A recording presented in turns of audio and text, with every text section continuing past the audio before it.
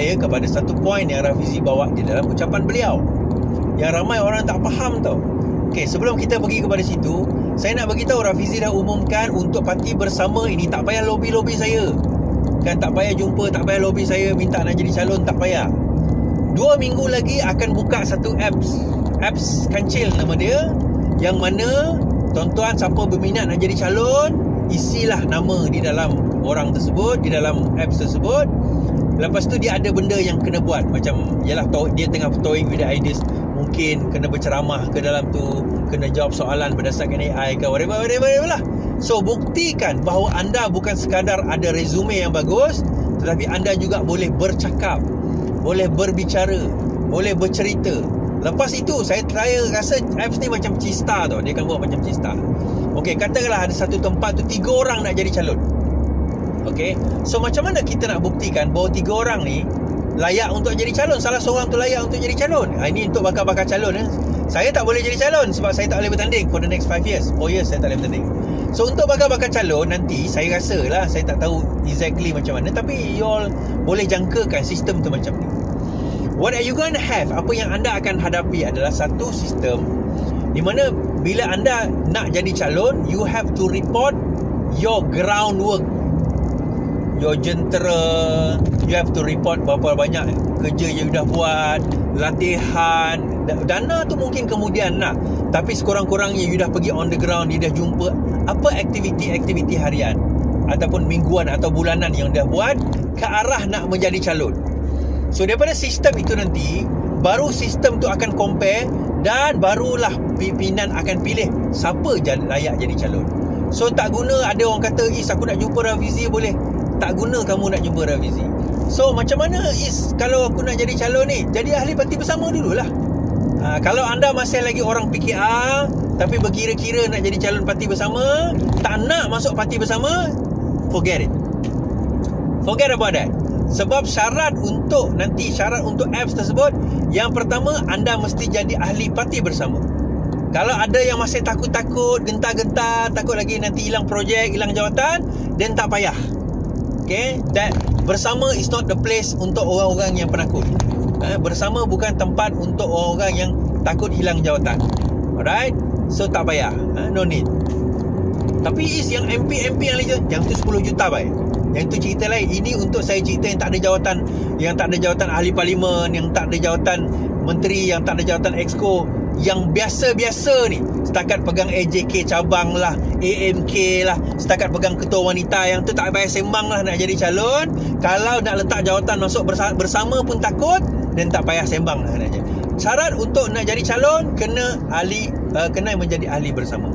Dan you have to prove, anda kena membuktikan bahawa anda layak untuk menjadi calon parti bersama. Faham? Okay. Now, moving forward, lepas itu saya katakan bahawa untuk jadi untuk bahagian-bahagian pula, dia tidak ada bahagian, tak ada wakil parlimen tu, tak ada. Dia hanya ada negeri. Di negeri itu pun hanyalah koordinator, penyelaras saja. Dia bukan decision maker per se. Dia boleh mencadangkan, dia boleh memberikan feedback, tetapi finalization pada pendapat saya mungkin still Rafizi ataupun pimpinan daripada parti bersama yang akan meneruskan. Ada orang tak setuju, kita kena ada bahagian untuk menguatkan kita punya ahli dan sebagainya. Dia macam ni lah tuan-tuan. To be honest, untuk new modern politik ni, kita tak perlu ramai sangat ahli. Ini terus terang saya cakap, dan I agree sebenarnya. Kita tak perlu ramai sangat ahli. Yelah, jumlah ahli tu perlu, tetapi untuk kita nak kata sejuta ahli macam PKR, tak perlu dah. Because anda tak perlu jadi ahli sebenarnya untuk menguatkan parti. Yang paling penting adalah you have the idealisme, dan you rasa macam this party boleh buat perubahan sebagaimana yang dikehendaki, kan? So kalau you rasa demikian, then be with us lah. Saya ada juga kawan-kawan yang bukan ahli bersama. Dia bukan ahli mana-mana parti. Ni baru one Chinese friend contact saya tadi, kan. Dia kata, congratulations join parti bersama. Kami sekeluarga akan undi bersama. Dia kata, kami sekeluarga akan undi parti bersama. Dia ni Chinese yang sebelum ini mengundi DAP, kan. Kawasan dia adalah kawasan DAP. Dia kata, kami akan mengundi siapa yang bertanding bersama. My family and I, kami akan undi. apa orang kata, calon bersama, dia kata. Okay. Jadi untuk kita nak kata perlu ada cabang, perlu ada ranting, perlu ada cawangan, no need.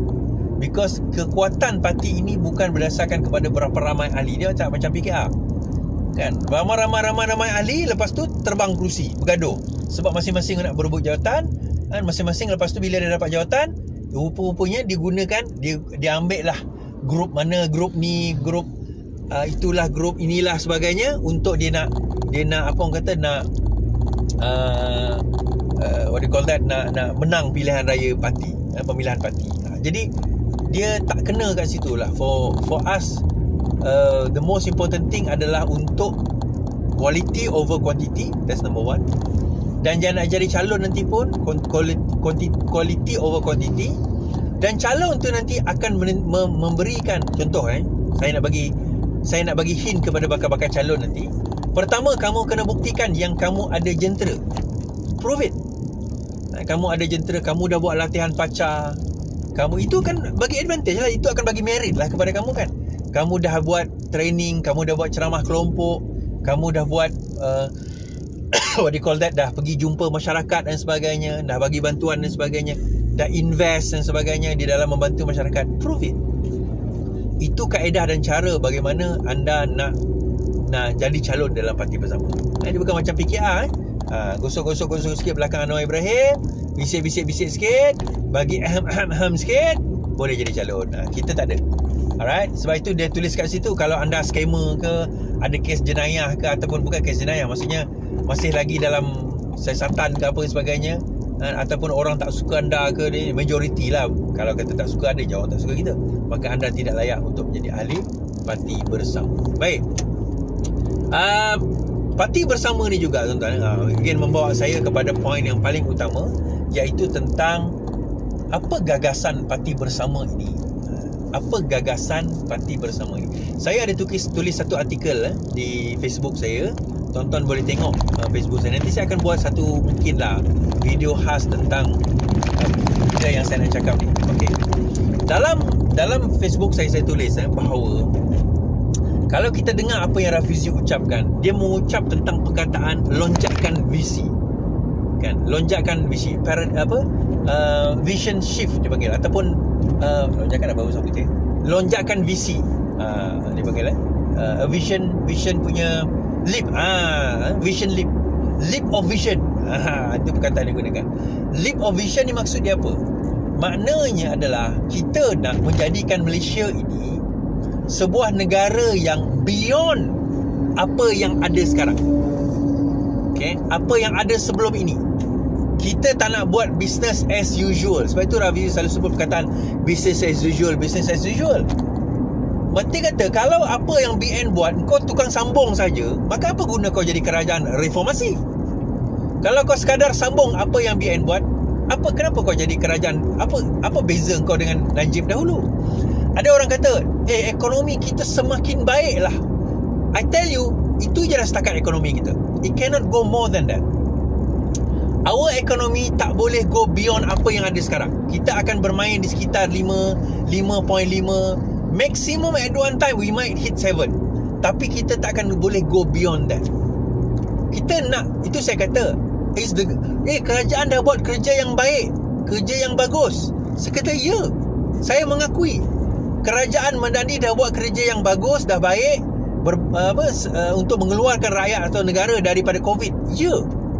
Tapi begitu juga Najib pun buat kerja yang bagus untuk mengeluarkan negara daripada krisis ekonomi tahun 2008. He did a good job. Tapi kita tak nak good, kita nak great. Kita tak boleh settle hanya kerana nak good saja. Our country is good. That's why ada satu buku tu tajuk dia, Good is the enemy of great. Kenapa tuan-tuan? Bila kita dah rasa macam, alah cukup lah, aku dah dapat dah ni, dan kenapa nak cuba lagi? Kenapa nak buat lebih-lebih lagi? Tak payahlah. Cukuplah apa yang ada sekarang ini. Dengan GDP kita lebih kurang sekitar ni, kita pun dalam lingkungan 20-30 dunia daripada segi ekonomi, saiz ekonomi kita, daripada segi